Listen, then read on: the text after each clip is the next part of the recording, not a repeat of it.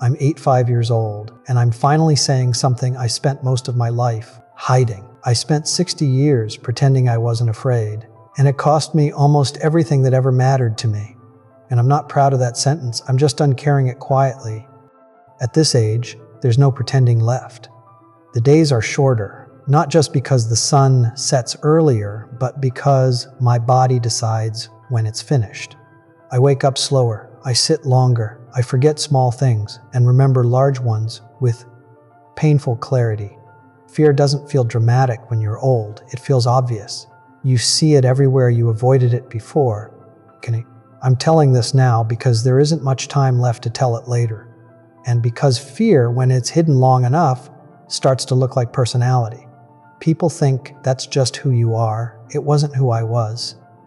It was what I was afraid of losing. When I was young, fear didn't look like fear. It looked like responsibility.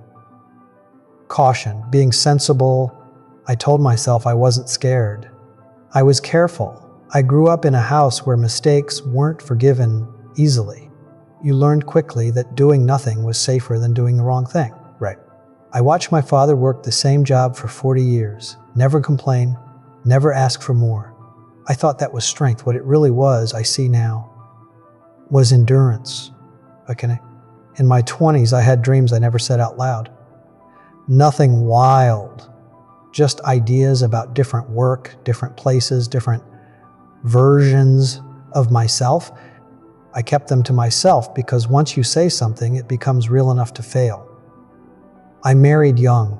She was kind, patient, hopeful in a way I wasn't. She believed in talking things through. I believed in not rocking the boat. I loved her. I truly did. But loving someone while hiding fear turns love into something tight. Controlled. Careful. I didn't take chances. Not with money, not with career, not with feelings. I chose the stable job, the predictable path. I told myself I was doing it for us. She would ask me sometimes, is this really what you want? I'd shrug, I'd say, it's fine. I said that word a lot. Fine fear taught me how to sound content. We had children, 2 boys, loud, curious, full of questions. I loved them deeply. But even then, fear stayed in the room. Fear of not being enough, fear of failing them, fear of saying the wrong thing. So I said very little. I provided, I showed up physically, I paid attention to practical things. I told myself that was love, but I didn't show them uncertainty. I didn't show them softness. I didn't show them who I was afraid to be. Fear doesn't just stop you from acting, it stops you from being known. The years passed quietly.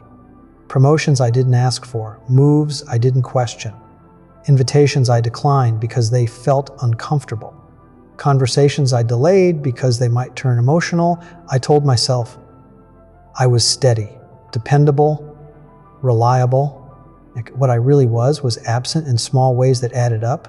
The cost didn't arrive all at once. It never does. It came in moments I barely noticed. My wife stopping mid-sentence because I wasn't really listening. My sons sharing less as they grew older. Friends drifting away because I never made the first call. Fear convinces you that staying still is neutral. It isn't. By my 50s, I could feel something missing, but I didn't know how to name it. I thought maybe this was just what adulthood felt like. A narrowing, a quiet resignation. I told myself everyone felt this way. Now then my wife got sick. Slowly. The kind of sickness that rearranges your life without asking permission. Appointments, medication schedules, long afternoons in waiting rooms. I was there for her. Truly. But even then, fear stayed with me. Fear of losing her. Fear of saying goodbye too early. Fear of acknowledging what was coming. She wanted to talk about it, about life, about regrets, about things left undone.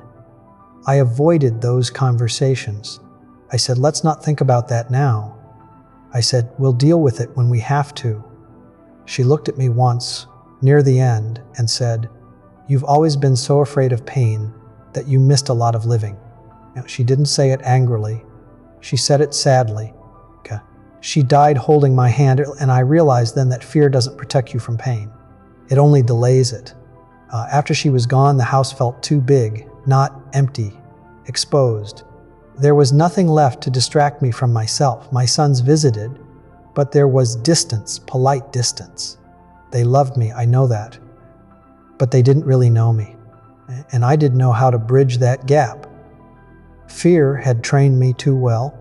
The turning point came when I turned 80, not because of the number, but because my doctor said, we'll just focus on comfort now, comfort. Such a gentle word for finality. I went home that day and sat in my chair for hours. I thought about all the moments I had avoided because they felt risky.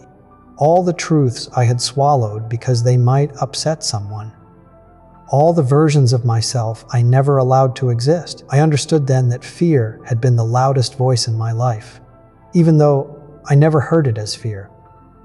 What can't be fixed now is not one big regret. It's the accumulation, the conversations I never started, the apologies I never made because admitting fear felt like weakness. Bonda, I can't go back and tell my wife what I should have told her when we had time. I can't show my sons the man I might have been if I had been braver sooner. Bomb time doesn't circle back for understanding. I live quietly now. I read. I watch the world through the window. I speak to neighbors I never knew before because there's no reason not to anymore. Fear still shows up, but it doesn't run the place the way it used to. There's not enough future left for it to dominate. Bandit, if you're listening to this, I don't want to give advice. I don't believe in neat lessons at the end of a long life. I only know what I wish I had understood earlier. Fear doesn't announce itself. It disguises itself as patience, as responsibility, as waiting for the right moment. The right moment rarely arrives the way you imagine. Ben, I thought hiding my fear made me strong. It made me smaller. It made my life quieter than it needed to be. There's a strange mix of gratitude and sorrow at this age. Gratitude for what I did have, sorrow for what I never allowed myself to reach for. Bonds, if this meant something to you, you don't need to do anything dramatic with it. Just notice where fear might be speaking softly in your own life, the way it did in mine. Kund, I'm Bashawi years old. I spent most of my life hiding fear, and now that there's almost no time left, I finally see how much it took from me.